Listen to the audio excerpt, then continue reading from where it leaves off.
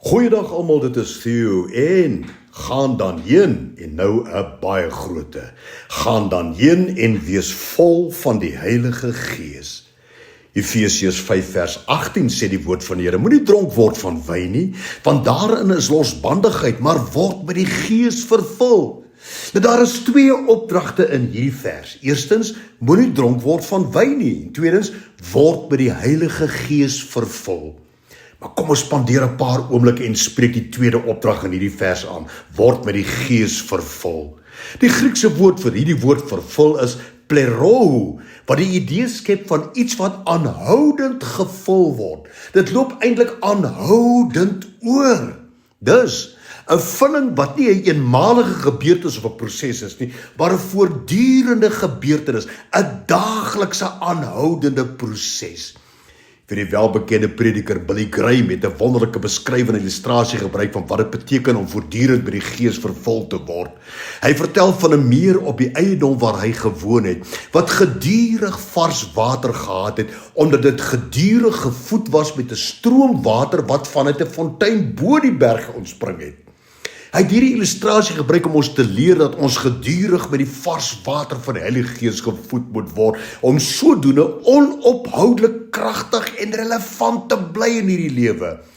Soos die Heilige Gees ons vul, stoot hy al die rommel en dinge uit wat nie daar moet wees in ons lewens nie. En sodoende gee die Here ons gedurig, onophoudelik, dit wat suiwer en goed is, en dit wat tot voordeel van ons eie lewens is. Johannes 10 vers 10 sê die Here Jesus baie duidelik: ek het gekom dat julle lewe en oorvloed kan hê. Johannes 16 vers 13, maar wanneer hy gekom het, die Gees van die waarheid, sal hy julle in die hele waarheid lei. Want hy sal nie uit homself spreek nie, maar alles wat hy hoor sal hy spreek en die toekomstige dinge aan julle verkondig. Belangrik om te weet, wat sê die woord eintlik as hy praat van toekomstige dinge aan julle verkondig? Hierdie uitdrukking is anagelo ergomai in Grieks, wat dui op 'n gids wat jou tree vir tree lei deur 'n baie gevaarlike roete, en wat alles in sy vermoë sal doen om jou veilig by die bestemming te kry.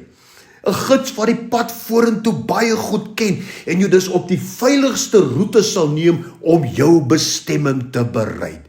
Dit is wat toekomstige dinge aan julle verkondig. Anageleo ergomai. Die Heilige Gees is hierdie gids vir ons, wat sien wat ons nie kan sien nie. Die Heilige Gees weet wat ons nie weet nie. Hy weet die beste, die mees doeltreffendste en die veiligste paaie om te neem om jou doelwitte te bereik.